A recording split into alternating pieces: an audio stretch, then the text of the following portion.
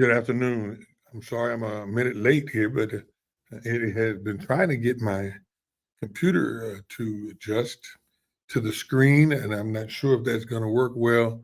I'm actually looking at um, changing my background to maybe the blur. I'm in the office here, and I don't know if that's going to work better for you all.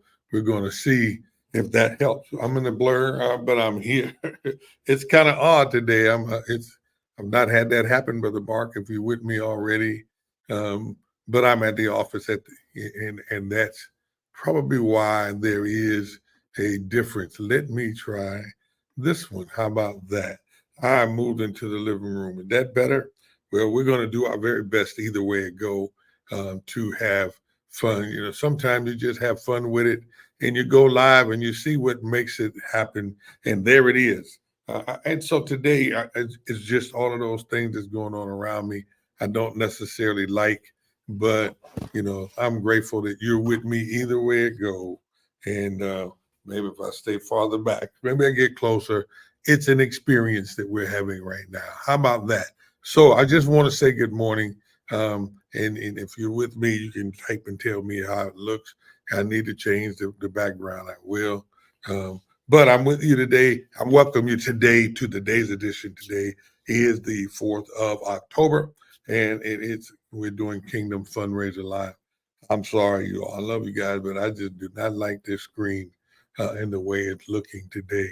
And so why don't I just do the blur? And I know at least it's really me, and what you see in the background is in the background. All right, Brother Mark, you can see how everything is. So I made an adjustment because of the way it was playing, and it may be the room that I'm in. I'm not sure. Not at home doing this live like I generally do. I am at the office, so it is great. We do have an exciting topic for you today. We are going to continue with the King. We're going to continue with the logic model that we've been talking about now for the last, maybe 3-4 weeks. We've talked about each component of the logic model, the input. We talked about the activities last week. And today we want to talk about the output as well as the outcome. And I said this to each one of you in the past. I want to say it again. As you're organizing your organization, or as you're putting together what you want to do to present to be able to fundraise, grant write, or whatever, make bids or contracts, you need to have a narrative. And a part of that narrative allows you to be able to take a good look at the way things flow. And that's what the logic model helps you do. When you do your narrative, your logic model allows you to see how things are coming together. And when you look at the 4 components of your logic model, obviously the first one is your input, those things that you have. You have your building, you have your staff, you have those things that are inputs that's a part of your organization in order to help it flow and function. Then last week we talked about the activity. What activities does your organization do and intend to do? And those activities can be counseling, not fundraising, counseling. They can be having a camp. It could be doing things in the community. It could be I'm in the room now tutoring. I'm sorry. I'm in that room right now where we provide classes for nursing, for example, to HHAs and CNAs. So it's an activity that we provide for those individuals. Our avatar in this case would be healthcare, to future healthcare professionals. And so the activity, the input we have is computers. We have the room, we have the teachers, we have the staff. But then the activity is providing training for them. We have the computers, we have the programs in the computers. We have the teachers that's going to help them know what to do. So there are inputs, there are activities, and we want to add today outcomes. What are and outputs? What are those outcomes and outputs that you want to include in your logic model? Those are very important that we know what they are, because it helps us define the purpose of our logic model. It helps knowing those components of that logic model. The outputs helps us with immediate results. Outputs are the direct product or the service delivered by the program. And so if we're providing computer training so that they can pass their entrance exam to nursing or CNAs, then the output is the number of training sessions that we want to provide for them. There's a 3-week course, there's a 5-week course. Does that help? And I did go right into it today. I'm going to give you how to connect to me, but again, I got thrown off because I'm in this room and the computer system was not working clear for me. But I want you to understand, the logic model components are the inputs. We talked about that 2 or 3 weeks ago. Last week, activities, that's the process, what activities would take place. And today, outputs, the product. What is the product we use in order to get them to graduate from this course, go take the entrance exam to become a nurse, to become a CNA? Huh? How many sessions are we going to provide for them? There's a 3-week. We do 4 days a week. And in 4 days a week, they're 3 hours a day.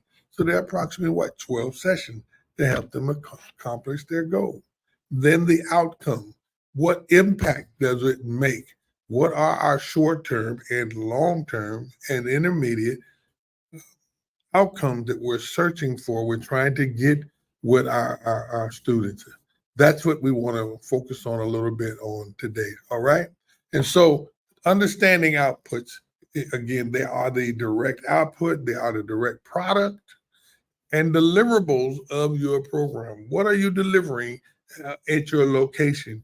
And if you're new and you're startup, we go from startup to sustainability. If you're new at it, then what do you want to provide? What deliverables do you want to give to your avatar or your clients in order for them to become whole? The service that you're providing, for them to be healed, for them to find a job, whatever it might be, to become a better parent, whatever, a better student in school, to graduate early, to get a better grade, to go to read from a better grade level. What are the deliverables that you intend to provide in order for that to happen? All right. And so some of those characteristics include tangible and measurable outputs. You want some tangible things that are concrete that they're intending to do. And they need to be measurable. You ought to be able to say between these 12 classes that they're going to take here, each student is going to achieve a specific goal. Outputs that can be counted or easily documented. So when you're looking at 12 students, there's 14 computers in this room. So out of the 14 students that will sit in this room, we want at least 12 of them to be able to pass that entrance exam to nursing. Measurable. I can document that. I can count how many achieve those goals. Intermediate results also are the first visible results of the program activity. So the first visible report, I got 14 computers. I had 14 applicants. I had 12 of them show up on the first day. That's an immediate result. I can tell now out of those 14, 12 showed up. They're more likely to get a little bit ahead of the other 2 who did not make it. Number of participants trained, that's measurable. That's an immediate output. Immediate output. The number of workshops that you do, again, we're talking 12.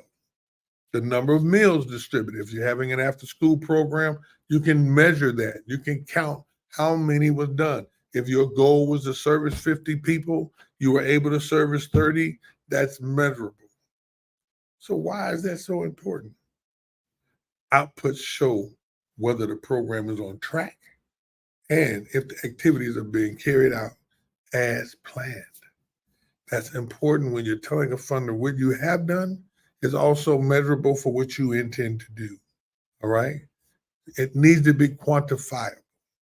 What does that mean? Measured and counted. That's all we're asking for.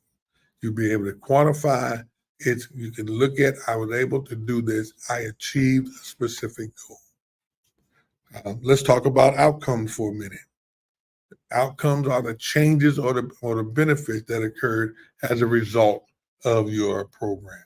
So if there are 12 people out of 14 that began this program here, if 12 out of 14 began, We want to know how many, once that program was over, they've completed the program, how many of them entered to the nursing program, and how many of them completed the nursing program, and how many of them became actual CNAs or LPNs. That's the outcome. We want 14 registered, 12 attended, 10 completed.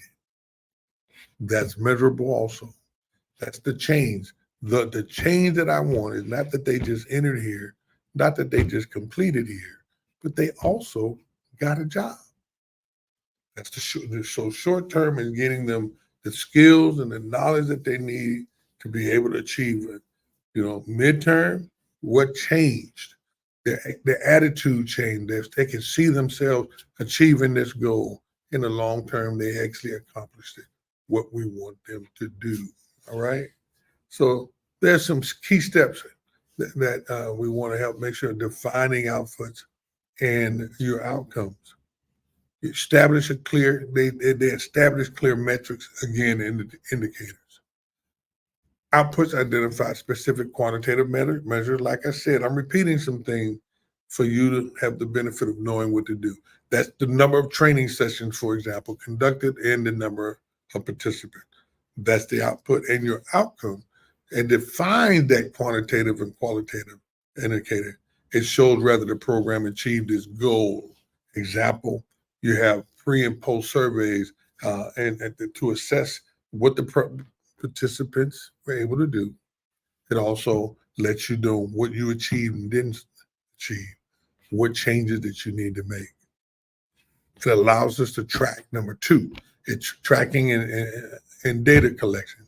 It allows us to track and collect data. It helps us create a system to track outputs, which means like attendance sheets or activity logs. We can track that.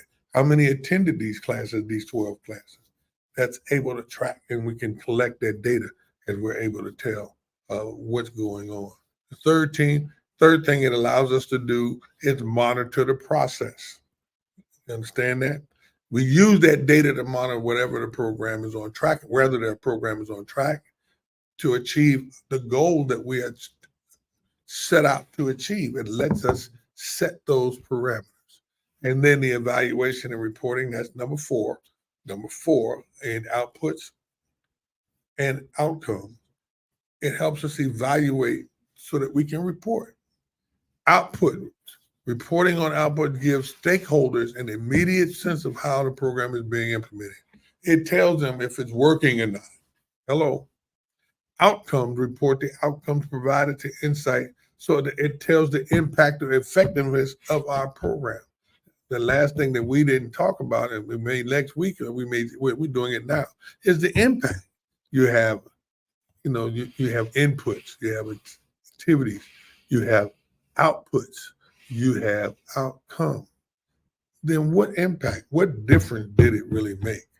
Now that's one I can include that as the fifth component of a logic model. Is not done separately intentionally, but it does make a difference on the outcomes of what we're trying to achieve.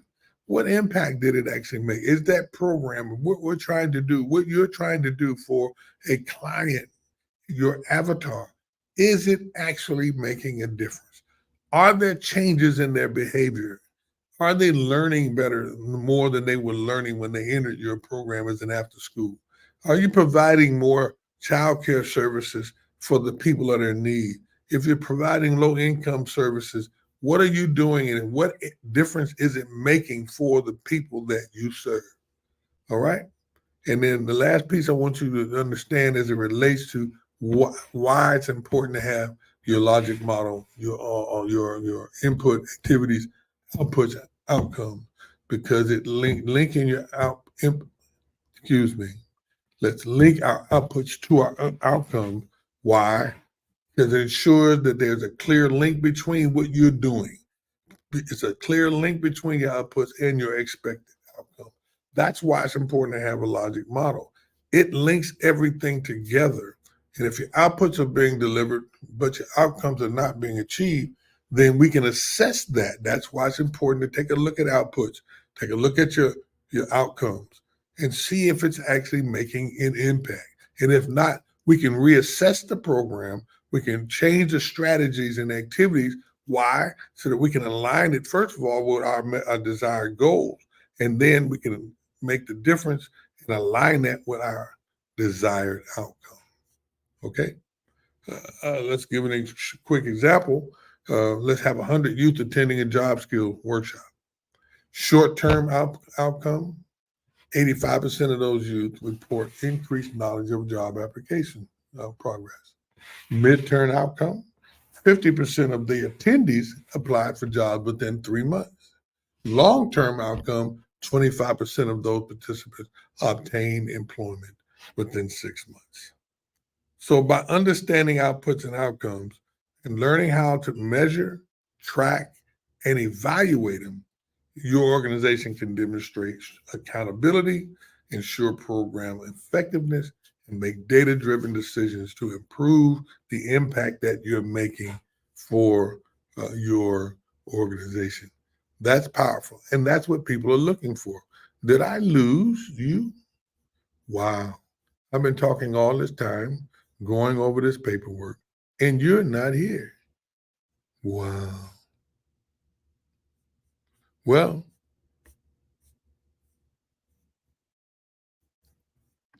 let me give you that. I don't know why my screen is not showing me today, but please tell me if you were able to get that. I see my grandson here. I got my headphones while working. God bless you, grandson. It's good to see you on here. I'm not seeing me. I'm not sure if that's working, but one thing I do know, I am glad to have you here. Something is going on with my background. Something is going on and not letting me be seen. My camera is off, but I'm here. So with all of that said today, I just want to, in my video, that's so, there I am. Maybe I hit a button and don't realize it. How did I do that? I don't know. When I did that, I don't know. But God bless you. Your screen went out a minute ago. So we heard everything. I'm so glad to hear that. Now, this is stuff that Corinne, your wife, can use this, and she does this type of stuff. Also, I think as it relates to helping organizations with grant writing. I'm back. My brother Mark says I'm back. I realized when I changed screens, I must have hit the button. So as it relates to everybody, my goal again, I wanted to make sure that I'm sharing with you all on a weekly basis what you need to help make a difference in your organization. Why? So that you can grow, you can serve the people that you believe God has called you to serve. And my job and my goal specifically is simply this, is to help you go from startup to sustainability and to get your vision off of the paper and onto the pavement. And so remember, if you have any questions or any desires, you want any answers that we can do live here every week, every Friday, right here at 12 noon, Eastern Standard Time, then send them to me, DM me, email me, text me, whatever contact information you have for me. And right here, you see how to connect to me. Check out my Linktree, which is /Pastor Willie. On Linktree, you can connect to my Facebook page. You can connect to my webpage. You can contact me directly. You can see my 1 minute prayer group and become a member of our 1 minute prayer page, my 1 minute prayer group. All of that's found right there on the Linktree where you can connect to me on a regular basis. But many people have questions. Send those questions to me. Why? So that we can make sure you do so. What I also want to make sure you're able to do is connect to my YouTube channel. We record these every week. They're placed in my YouTube channel. I want to remind you, go to my YouTube at Ask Pastor Willie /videos. You can find them or just go to Ask Pastor Willie, subscribe, and those videos will be found there under the video section where you can follow up with them week after week. And did he say this? Did he say that? It will help you grow again your organization and your ministry. So that's really what we want to remind you to do. Let me say this. Get ready for the announcement pay attention to my Facebook page because we're going to be announcing the launch of our next webinar. And on our webinar, we have some gifts and surprises that's going to bless you and help you in your journey. So get ready for that announcement. Preferably, I can have it ready by next week so that we can get our webinar to you where you can become a part of Kingdom Fundraisers Network and throughout the year and have access to some great resources that's going to bless your ministry. Again, thanks for joining me today. Sorry things was a little mixed up. I apologize. I'm in a different location. Sometimes that happens when you're live, but the information that I give you, again, will help you go from startup to sustainability, which is really what our goal is, to help you do that so we can get you off the ground and get off the paper and onto the pavement so that we can match your vision with funders that can help you have a consistent cash flow. That's really what we're here to do. So contact me. I look forward to hearing from you. Bless you again, and thank you for joining me for today's edition of Kingdom Fundraisers Live. I'm Pastor Willie, your host, and I look forward to seeing you same time next week. God bless.